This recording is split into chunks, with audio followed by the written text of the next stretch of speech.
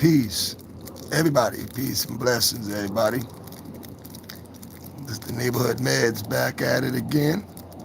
And I'm going to have this conversation tonight, man, about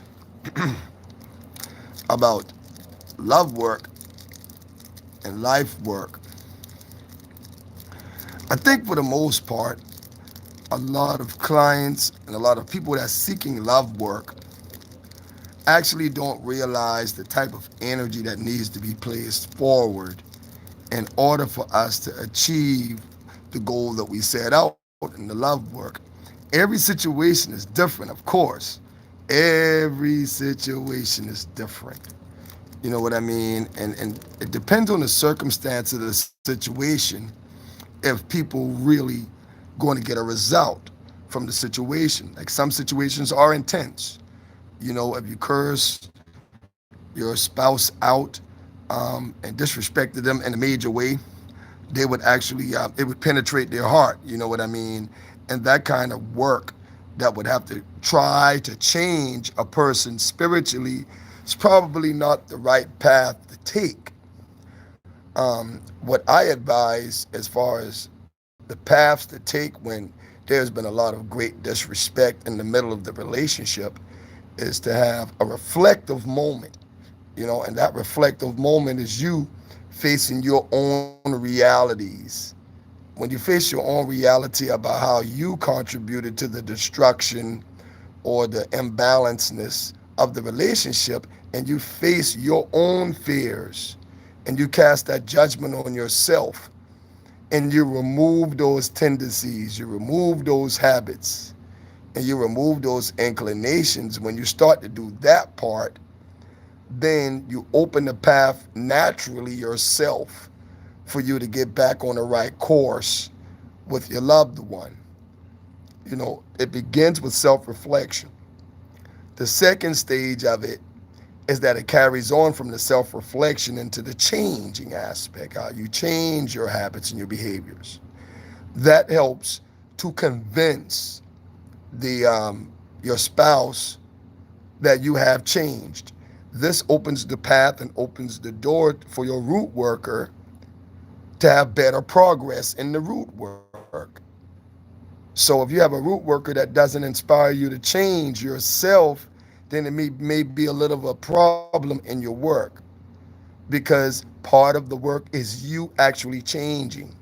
As a client to a root worker in love work, it's always important that you change aspects of yourself that your spouse, your loved one, was uncomfortable with. You see, because 9 times out of 10, those are the reasons why you guys broke up, why things went sour. So what you want to do is change those elements about yourself, which becomes encouraging for that person to change the elements within them. You see? And then they recognize, once they starting to begin to see the change in you, then those people, you know, they start to see the change in you. And when they do that, they're like, okay, maybe I can talk back with her or him again. That helps. You know, so love work is really life work. So when you go to get love work done, you have to have that mind state that you're going to change the parts of you that weren't right. You see? And once you change the parts of you that weren't right, it also makes you a better person. You know what I mean? It helps you to grow, helps you to elevate and get into a higher level of thinking, a higher level of behaving, so that you can fix the relationship issue. A lot of people carry burdens from one relationship to the next.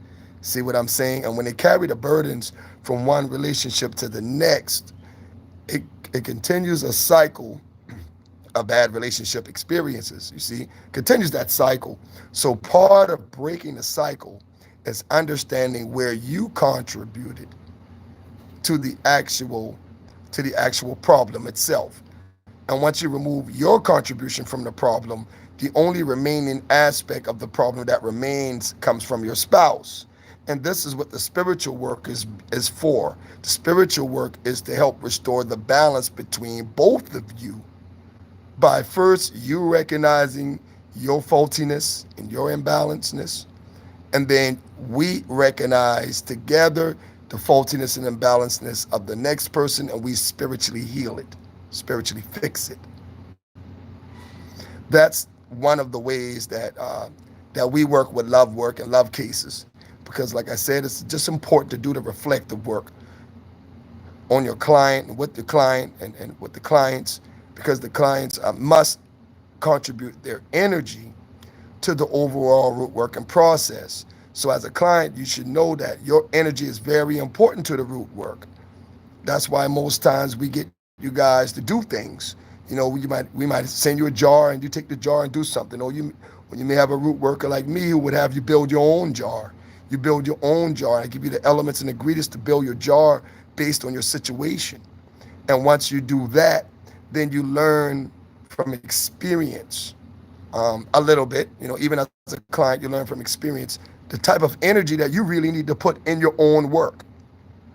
Because root working, as far as our perspective goes, it's teamwork. Root work equals teamwork, you know what I mean? So you have to work together. There's certain things you're going to have to do, or you should do, to enhance, to lend your energy to the love work itself.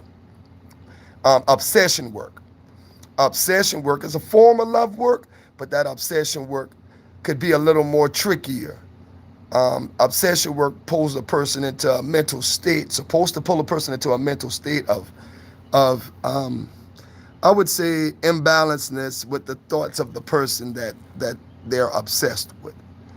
And this obsession pulls on them real strong as far as thoughts, and you may have a situation where your client's getting wild pictures and things from the target, the person we're working on, and that obsession, it works ways. I really don't like obsession spells.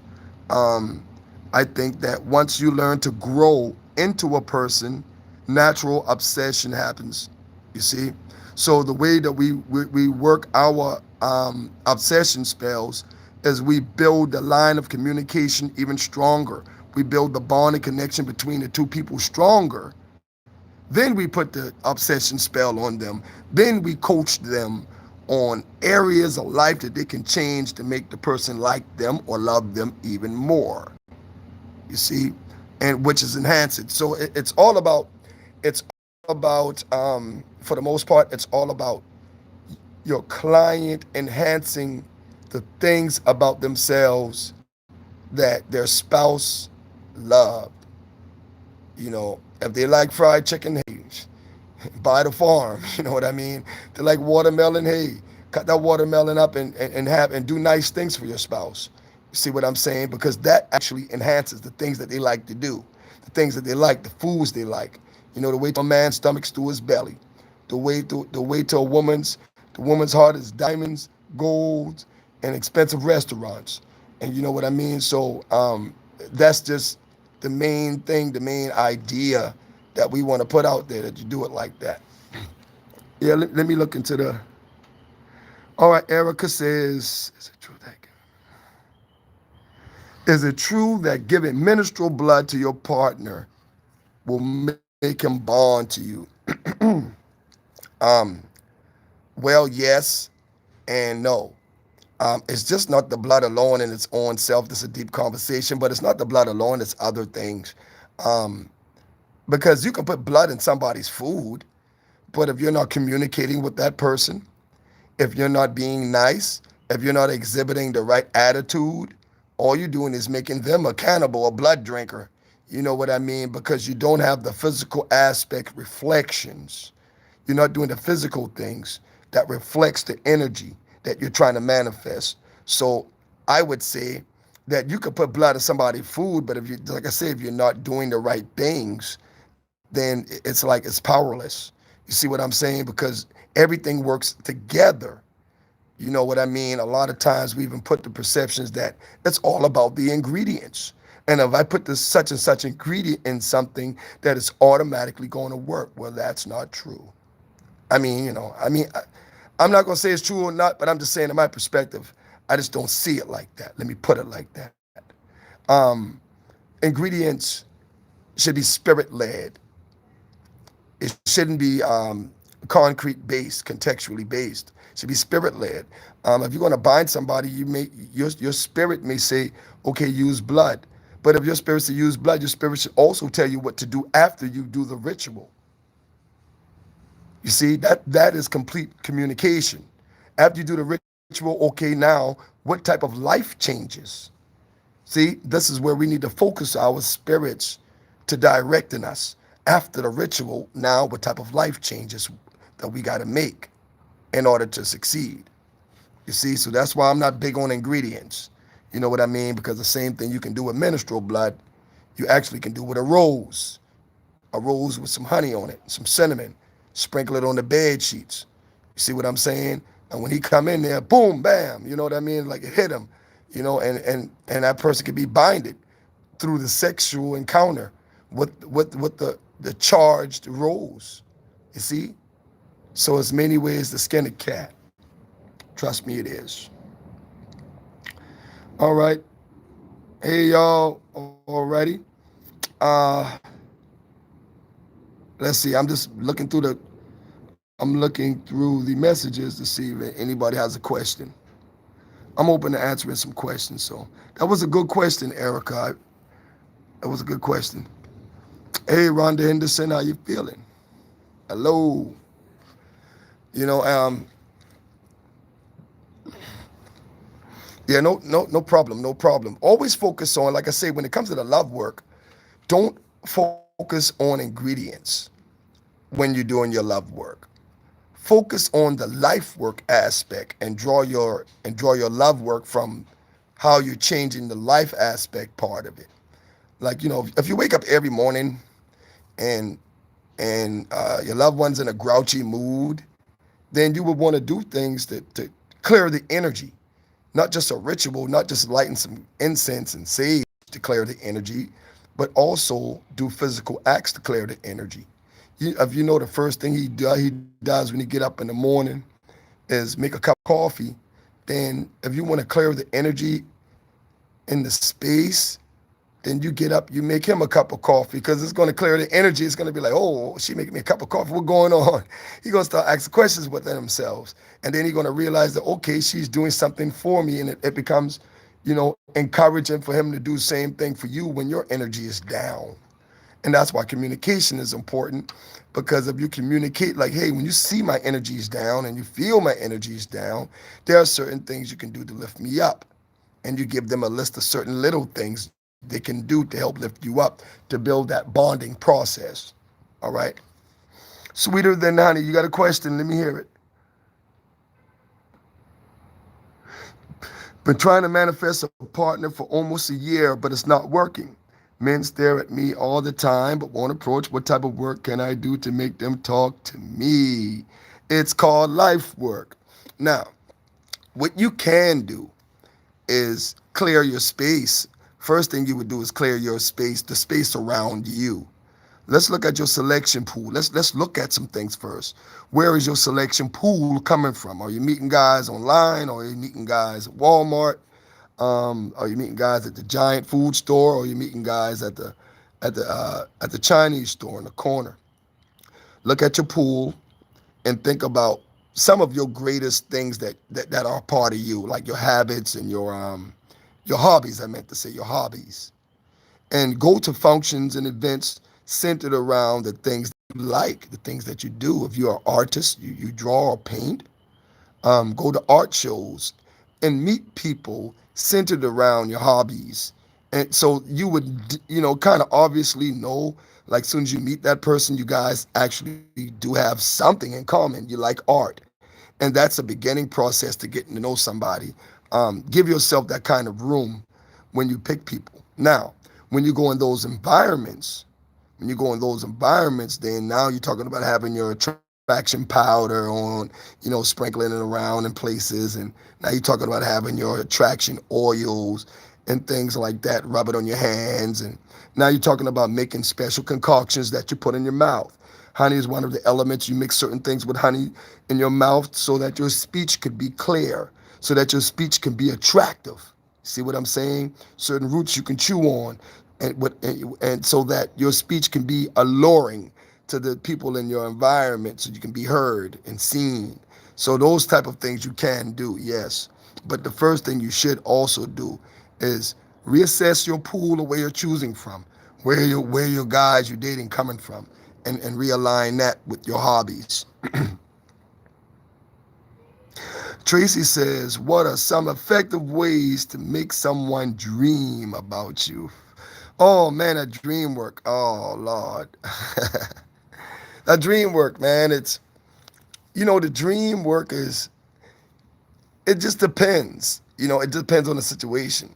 Like for example, if someone live with you, if the person lives with you, then a good idea would take certain oils like attraction oil and dream oils, dream herbs, ground it down into powder, and you can sprinkle it around the bed.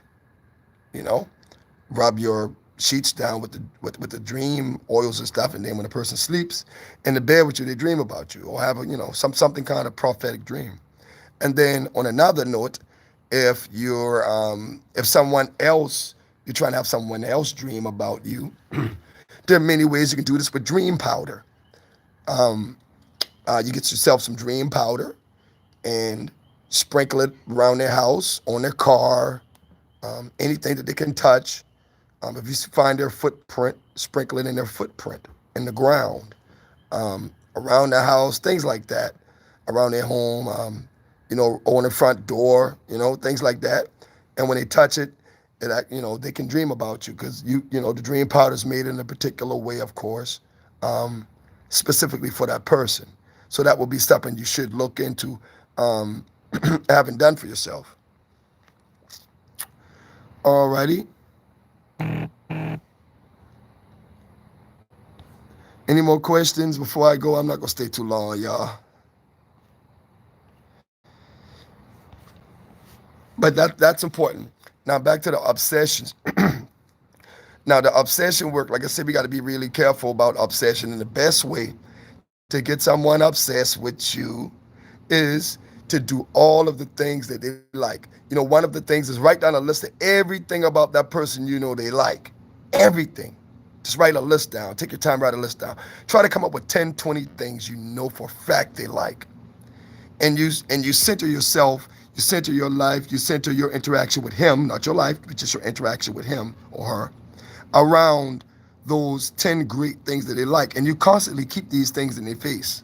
Constantly keep these things in their awareness, constantly giving it to them, constantly interacting those things with them that they like. I mean, your bond is going to grow stronger. Men and women, both of us, we all like when people cater to the things we like. And if we build a type of relationship where we have a communal trading agreement, basically, that you do my good things I like and I do your good things you like, and it would be a beautiful relationship. You know what I mean? It would actually work out.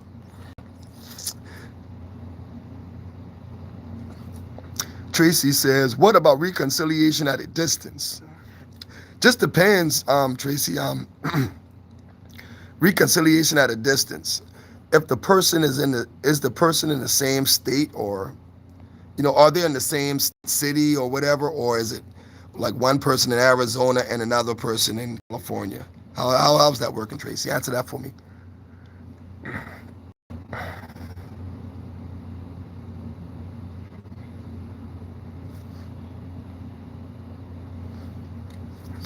Yeah, well, yeah. While we waiting on Tracy to answer that, yeah, because I needed to know, like, when you say same states, okay.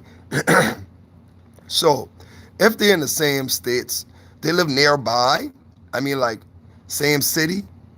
Because I mean, like, the distance, it just depends on how far they are. Like, if they're in the same city, or if they're a city over or something like that, or maybe within 100-mile radius.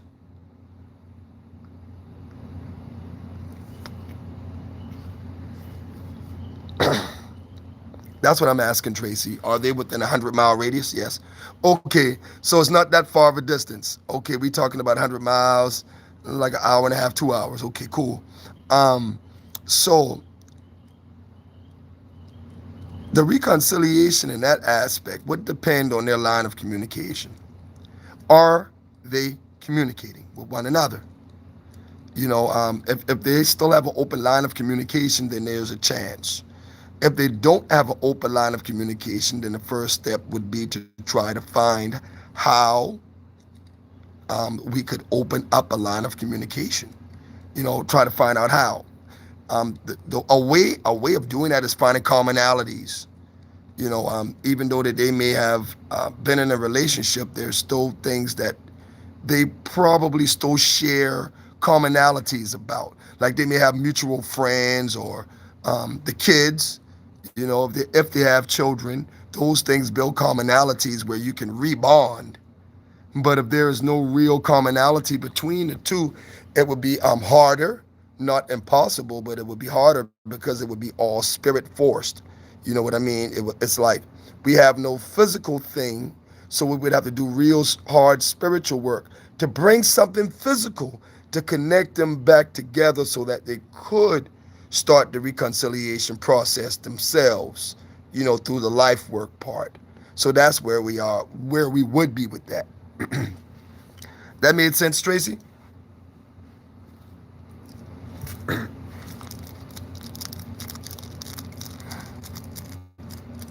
Okay. Okay. Yeah, because sometimes, the long distance love, man, ooh, sometimes the long distance love is serious, man. It's it's interesting. You know what I mean?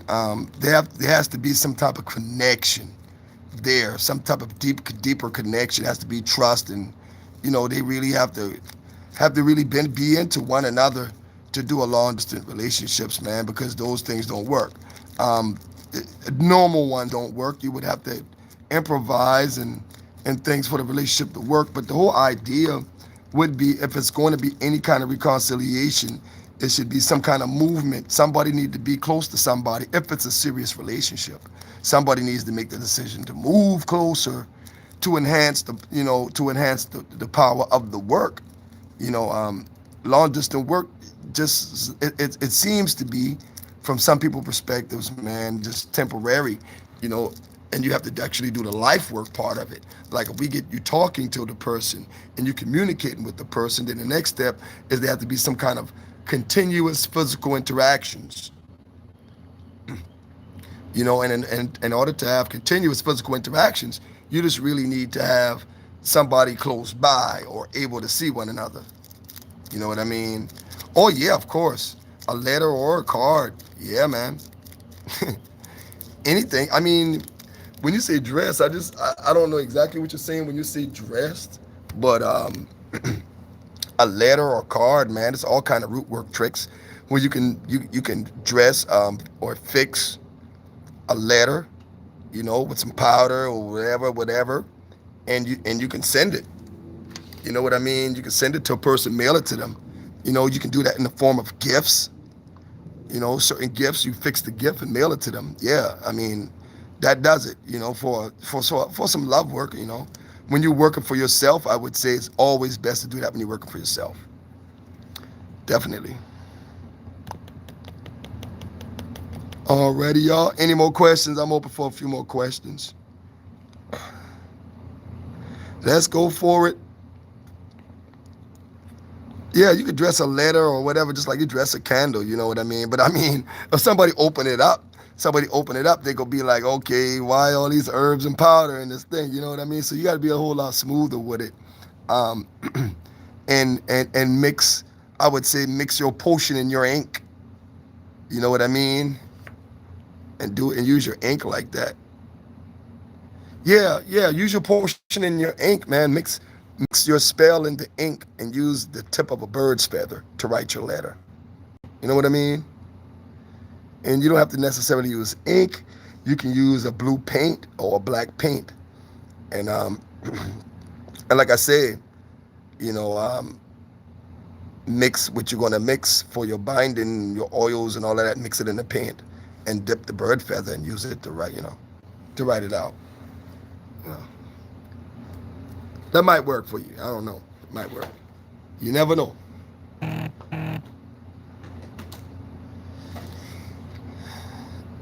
All right. I'm glad you caught that one there. Any more questions, man? I got two more in me.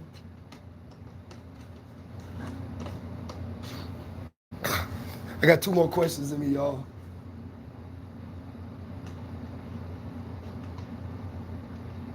Well, we talking about that love work now.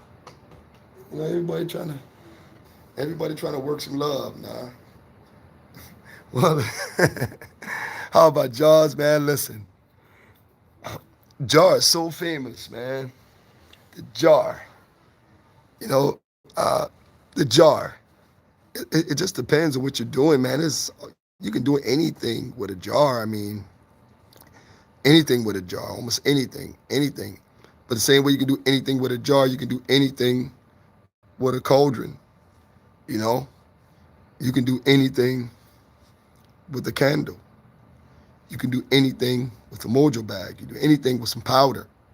So don't focus your attention as far as when you go to do spiritual work.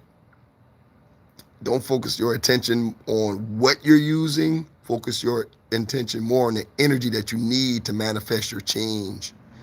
And what you're using will come to you naturally. Is urine effective for domination? You know, I don't like to play with biohazards, you know. Um, I don't like to play with biohazards. So I really don't. Honestly, I don't. But urine can be used for certain things. Just depend on what you're using it for. Um, I would say if it makes, if it makes you go for it, if it makes you feel like you dominate somebody by binding it, binding the ass in a jar of urine, hey, listen, go for it. Don't let me stop you. Go for it. What about using the chicken heart to soften his heart? Girl, listen, yeah, Erica, you all right with me? You're on the right path. I'm trying to tell you. You can use a chicken heart with some honey on it, soften his heart, make him soft as a tissue. You know what I mean? Yeah, you can get it in with that chicken heart. That's a good one, Erica. I know you came out the woodwork with that one. Yeah, but you can. That chicken heart can be used, yes. And also the power of the totem spirit. You removed it, you know. But you know, yeah. Yeah, yeah. Trust me, you can do that. And that's a good one. If you got the heart to go get a chicken heart, I don't know if you got the heart to run up on a chicken like that, Tracy. You got to have the heart. Hey, Erica, you got to have the heart to run up on a chicken like that, okay? Yeah, if you can do it, go ahead. Get the heart, man, and get the feet too. The heart, feet, and the head. Those three parts, you can do some work, some real work with the heart, the feet, and the head. You know what I mean? And you really can work it. You know, you take the chicken head and you can make it in you know. Yeah, and you go to the butcher. You best go into a farm. You know what I mean? You best go into a farm and have a farmer do it for you right then and there on a farm. You know, you buy the chicken, have him do it. You know, that would help. That would help. You know what I mean? And soon as they give you the chicken heart, you know, you go do what you do with it like that. That you know, it's no problem if you're scared to run up on a chicken and get them open. But you're gonna need to learn someday how to do that. I mean, as a root worker, you might want to, you might have to. You know, it just depends on how your spirit led. Your spirit might lead you into finding a possum or raccoon. You know what I mean? Now, what about it? You might wake up one day and you might have a dead raccoon in your yard. You know what I mean? So it's like, okay, if you have a dead raccoon in your yard, then what? You know what I mean? What are you gonna do? You just gonna throw him away? Nah, you probably won't get his bones. You know what I mean? And do some things. You know, just to think like a root worker. Do some of the things you do. So can you use the blood as well? Of course, use the blood of anything. You know, the blood of anything could be used, but the blood of animals is a little different. Of course, it's different.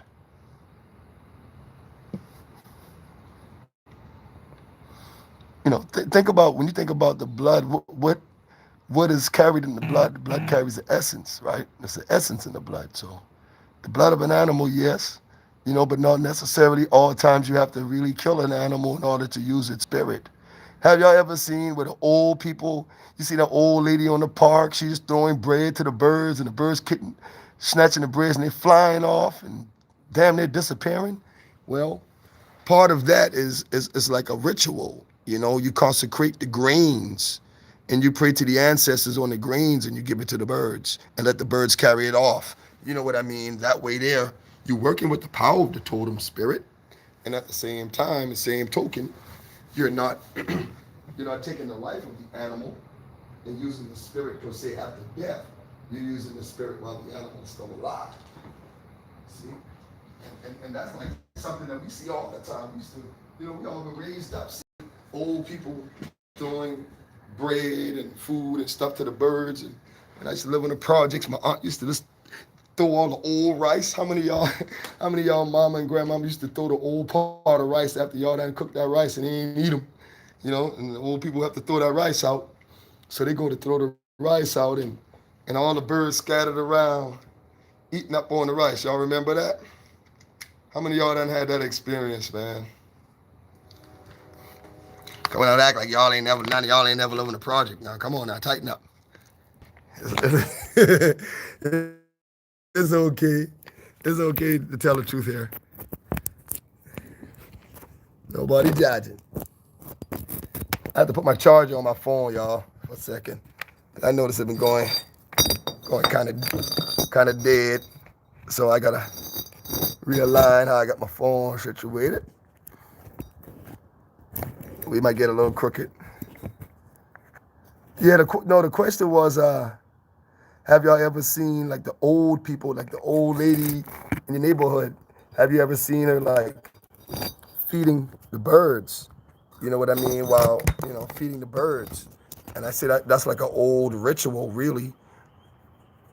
Yeah, that's like an old ritual, man. Like they go out there feeding the birds. And you can, like I say, you can consecrate your grains to your ancestors on your altar. You see what I'm saying? You have your grains, all kind of grains, different grains that you have. And you consecrate it to your ancestors, ask your ancestors to bless it, blow smoke on it, blow rum on it, put your ashe on it. And you ask your ancestors to bless it and to bless your situation. You see what I'm saying? And to bless the earth. You see? And then after you keep it on your ancestral altar for however amount of days, alive. Yeah, alive.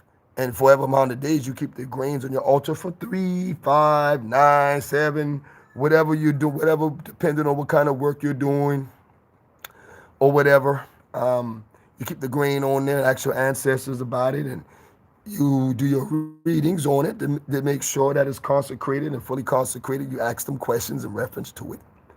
And once they all agree that, yes, this is good, then you take it and you go and give your blessings and you ask for blessings. You ask for blessings from your eguns by throwing it out to the animals to consume. So what we actually see, what the old people was actually doing as a form of ancestral remembrance. That was a form of ancestral remembrance when they connect by taking the grain and the bread and throwing it to the animals, and the birds get it and they fly off into the space, man. When you consecrate your grains and do it like that, they fly out and take your blessings out into the universe. And that's part of working with the totem spirits without actually having to take their life. There's many parts of it, aspects of it, Yeah, y'all got it? Am I saving this live? Yeah, I'm going to save this live. I'm going to save it. I'm probably going to archive it. It won't be, I probably won't keep it on YouTube. I'm just going to archive it for people to get the private link if they want it afterwards. But I'm just going live now, yes. Questions and answer session, man. You feel free to ask me a question while you got me here. We're talking about love work, life work, obsession work, and any old thing that y'all got going on. When is the next class? Man, y'all missed the last class. The next class is actually going to be in 2 weeks. You know what I mean? I'm doing the full Hoodoo one-on-one class. I'm going to do it next weekend, man.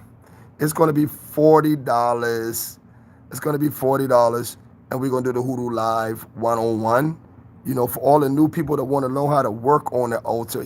It's like there's so much things that we know about the altar as far as building altars and adding things and adding water and ancestors on the altar and items and elements, but what do we really know about working on the altar, like working with the ancestors? You see what I'm saying? For the most part, we got all these great ideas about working with spirits, but what about the ancestors? They come first, right? Okay. If the ancestors come first, then obviously we should know how to work with them in full first, before dealing with anything else, I would say. So what we going to do is run through the whole 101, the Hoodoo 101 class, and we're going to go all the way through to from building the altar to working on the altar, different kind of bricks you might need or want or feel an affinity towards, like mountain brick. I got tons of mountain bricks because mountain bricks is something that we use to remove or create obstacles. You see, so we use the mountain brick and you grind it down into powder, and it's definitely used to, like I said, to either create an obstacle or remove an obstacle. And we explain why. We explain why mountain brick could also be used to bring down some type of prophetic wisdom. So we're going to run over those things. Yeah, the consecration part, that's always going to be inside the one-on-one class, Tracy. The consecration, what we talk about, because certain things on the altar, they need to be consecrated. And you want to consecrate it in a certain way, a deep way, an emotional way, a powerful way, an empowering way. So, and this is what we do. We kind of teach you rituals that you can build off and you can build on to strengthen your confidence in the work that you're doing and strengthen the line of communication between you and your ancestors. So, and that's what we kind of focus on, teaching you techniques. Every technique for everybody may be different. Some people may do one thing and some people may do another. It just depends on your level of comfortability on what's right for your spirit, what your spirits accept. Root working is not a one-way ticket. It goes in various directions, but the end point is still the same. See? So we're gonna have this class, I think next week, man. I'm gonna keep everybody posted, but I think for sure I'm gonna have this Hoodoo 101 next week. Y'all can feel free to email me at medicinemale21, and I'll give you the details for it. But yeah, I've been planning the Hoodoo 101 for a minute, and I want to get it good where everybody can kind of vibe with it and understand. What ideas What ideas do you have if you don't want love at the moment, just want to jump off? Hold on.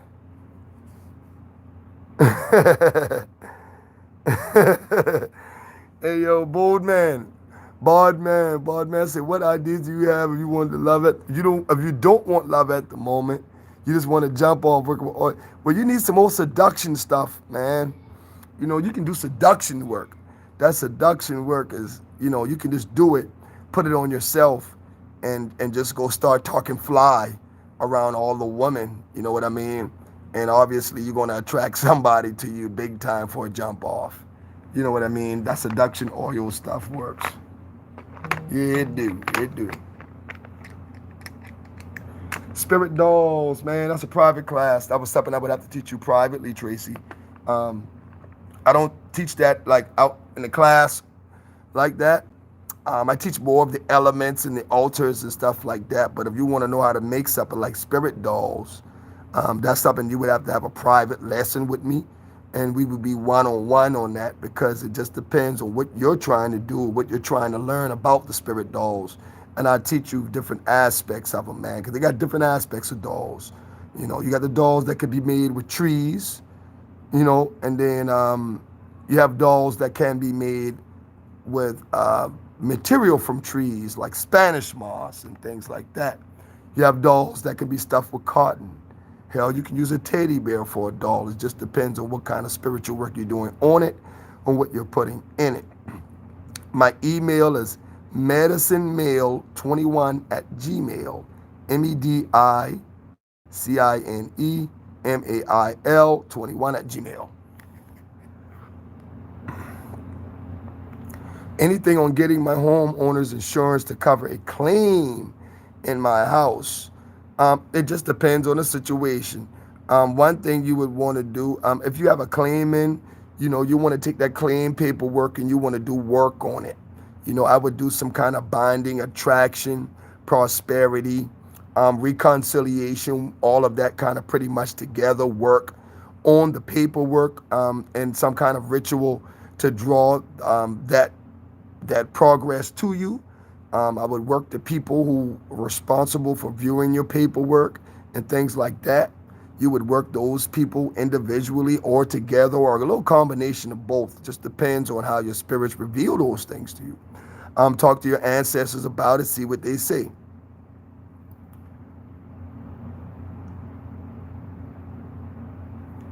You need some love in your life, feeling bored and lonely. Yeah, I mean, do the attraction work. That same thing for you, Capricorn. Just do some attraction work, and go places that you normally don't. I mean, it's like if you're looking for to attract someone, look at why you don't attract anyone. It's not you. There's somebody for everybody. So it's not you. What it is it's the areas, the pools that people are choosing from. And you're choosing from a weak pool. So what you got to do is go and move yourself over to other places. Like I said earlier, what are your hobbies? What are some of the things you like? If your hobbies are, going to car shows or whatever, go to car shows, meet someone and meet people that share commonalities with you. Because when people share commonalities with you, they will automatically have some type of interest in you. So you can always put together at least a platonic relationship from an event or something like that. Yeah.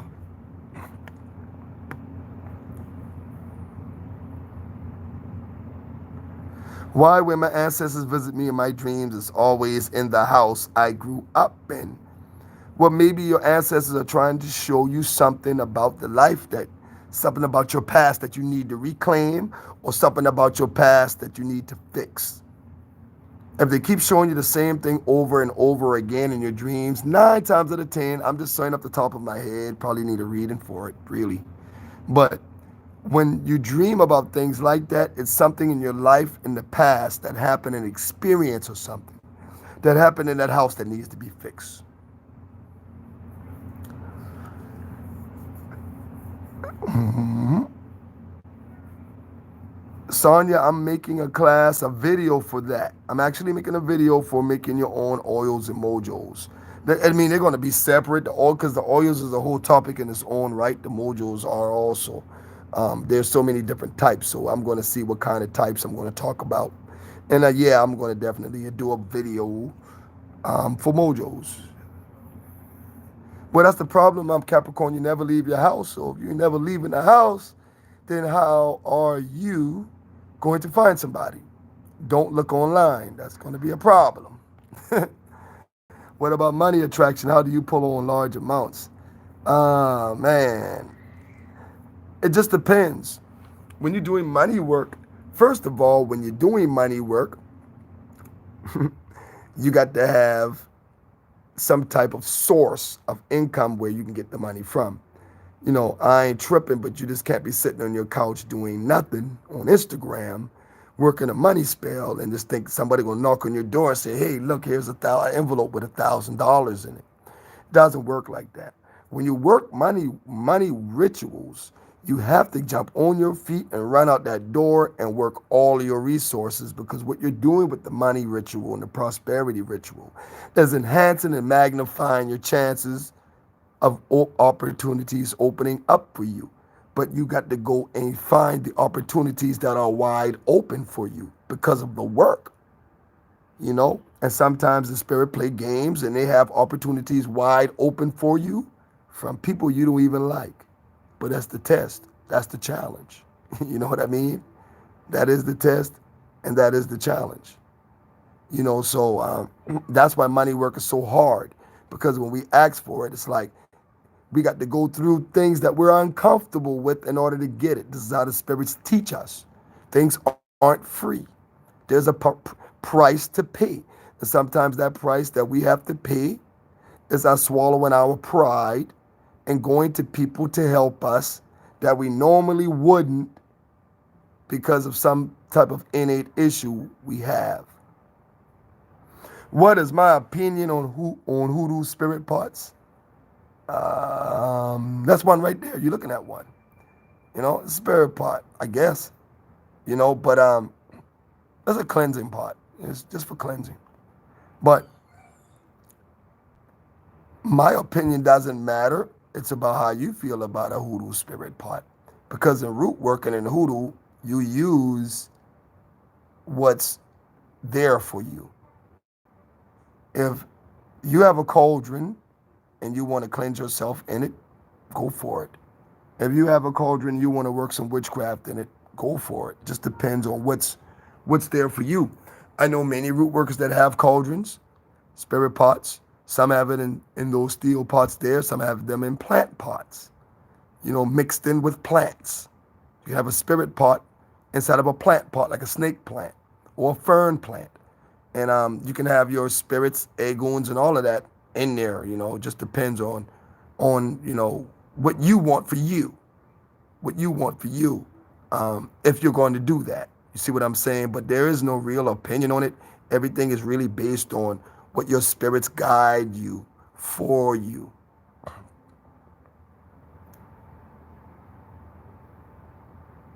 Yeah, you're welcome, Sonia.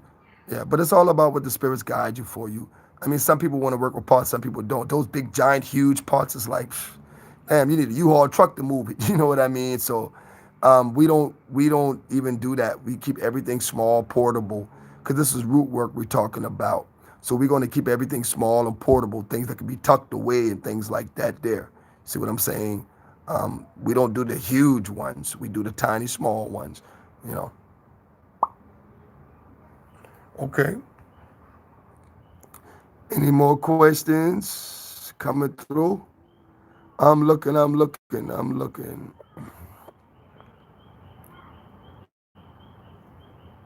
All right, let's see. Uh, well, if that's it, y'all, if that's it, no more questions coming through, then I would say we're going to wrap it up. But it's been good talking to y'all. Like I said, I'm having the Hoodoo 101 class. Yes, I am. Email me at medicemail21 at gmail, and I will give you the information for the class. It's going to be about $50. It's going to be my regular 2.5, 3 hour class. Y'all know how we do altar setup, and I'm going to show you guys how to start your path on working on your altar. Some powerful work, and I'm going to cover cleansing yourself on your altar. There's a huge importance in that. Remember, your ancestral altar is your portal. That's your portal. This is the place where all of your ancestral spirits come through and things like that. So I'm going to put this altar up. My altar is a test altar. I don't know why people snapshot my altar, telling everybody it's my real altar. This is the test altar that I put up in the class, and I show people how we're going to work, do readings on the altar, how you're going to cleanse yourself on your altar, and everything. What about a boss trying to fire you? That's something you would have to probably talk about in detail. It's not a one-time fix with the boss trying to fire you, because there's a whole situation behind that, Nicole. Email me, and I can talk to you about it, and let's see what could be done about that. Definitely. But what we're going to be doing, like I say, yeah, I know that's right. But like I said, what we're going to be doing is the Hoodoo 101. So hit me up at Medicine Mail 21. And we're going to be getting busy on the Hoodoo 101. Like I said, the whole altar, we're going to be doing work on it. I'm going to show y'all some mirror work, some reflective work that can be done on the altar. And these are very simple work, simple type things you can do to empower yourself with your ancestral energy. And cleansing yourself on your altar, very important. You want to let your ancestors remove these things. And you can simply do it with an egg in front of your ancestral altar so that they can remove all of your dark energy, afflictions, pain, worry, anything that can remove it off you. And I'm going to show you guys how to do some of that work to empower yourself and have that connection and build that connection even stronger with your ancestors. Oh yeah, cloaking work. Yeah, cloaking work. You can cover yourself with certain powders to cloak yourself. Yeah, I like that. But that's when you're doing dirty work. We ain't talking no dirty work. We talk about peace, love, and hair grease. You know what I mean? Yeah, but y'all hit me up, man. We gonna be ready. We gonna be ready next week, man. We can be ready next week. So hit me up and we'll get busy for the Hoodoo 101 class. Gonna be off the chain. It's gonna be by private link, private link. Um, and we're gonna get busy with it, working on the altars, and I'm gonna cover a lot of aspects of the elements also. You know what I mean? I try to do only 20 people at a time. I try to do only 20 at a time. So and them slots full up fast. So I'm telling you, like you know, try to get in there. Try to let me know if you registering and by email. You hit me up in the email. I get you registered, and we work it out. But we will be in effect next week. It's going to be next Sunday, probably Saturday or Sunday. I'll let you guys know tomorrow on what day exactly. The Hoodoo 101 class is going to be the introduction. It's going to be everybody will get their own download. Also, you get your own download, and you can watch how many times you want to watch it. You see what I'm saying? You have questions. We're going to be live answering all of the questions as I go through. I'm going to make sure everybody understands each part of it. The main thing to remember, you guys, you have to do your energy work. You see, you can learn all of these techniques and how to work on your altar all you want to. But if you're not doing the energy work, it's going to be complex for you. It's going to get confusion for you. So what you need to understand and do, guys and gals, is your energy work. Learn to meditate. Learn to communicate. Sit in front of your altar. Like how we got the part right here. Sit in front of your altar. Pray. Chant. Meditate. Rap. Sing.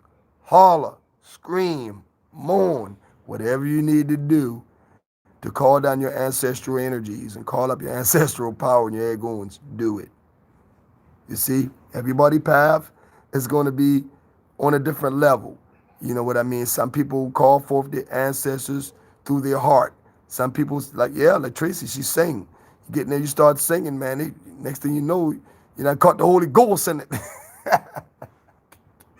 You know what I mean? But yeah, that's how you do it. And so whatever you do, you do it. You know what I mean? When they say there's a certain way, there ain't a certain way. The certain way is how you feel when you approach your ancestral altar. You see? So you don't want to approach your ancestral altar with a preconceived thought. Like, okay, I got to do it like this, or I got to do it. No. That's not the right energy to approach your altar on. You approach your altar with an open energy. And you ask your ancestors, reveal to me what's meant for me to hear, what's meant for me to dream, what's meant for me to see. Reveal those things to me. Show me my path. Show me my rights. Show me my wrongs. And help me correct them. And you do your chants, your prayer, your meditations, and whatever you're doing, and you do it from a certain place in front of your altar, And this is how you begin to build that connection. And then you learn how to do readings with pennies and readings with shells and things like that. But once you advance your level of communication with your ancestors at your altar, working at the altar, you eventually get to the point where you don't have to touch nothing. You don't have to do yes or no readings. Everybody's not comfortable with pennies.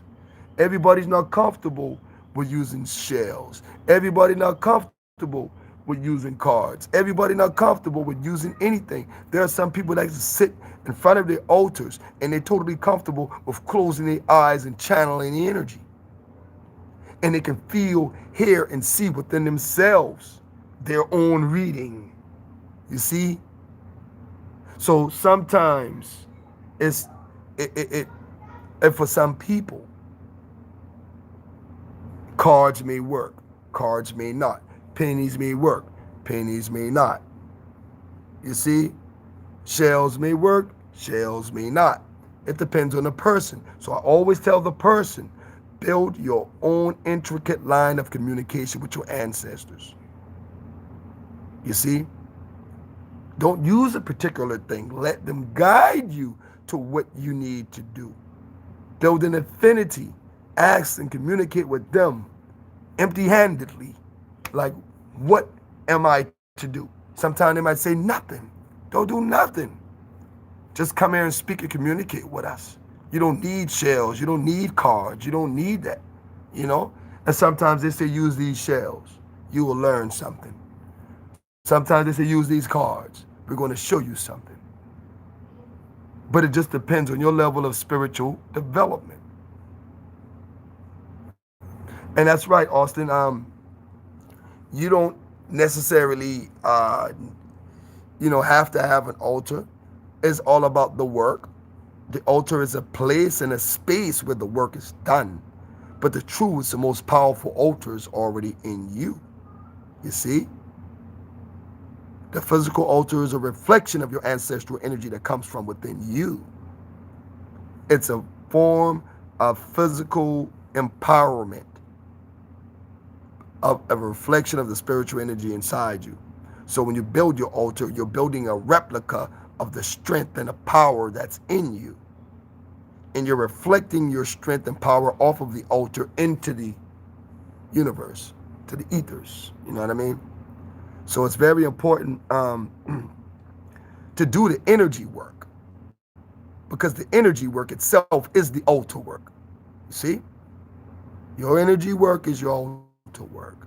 So anytime you're doing energy work, if you're in the woods, if you're in the ocean, you're in the mountain, you're in the crossroad, anytime you're doing that energy work, you're doing altar work, because you're invoking and conjuring the power of your ancestors from within you. See? All right, any more questions? But that's a good thing, though, Austin. It's a good thing, man. Do that energy work, because you're the most powerful altar. You already know. All right, y'all. If that's it. Any more questions? Any more questions? All right, y'all.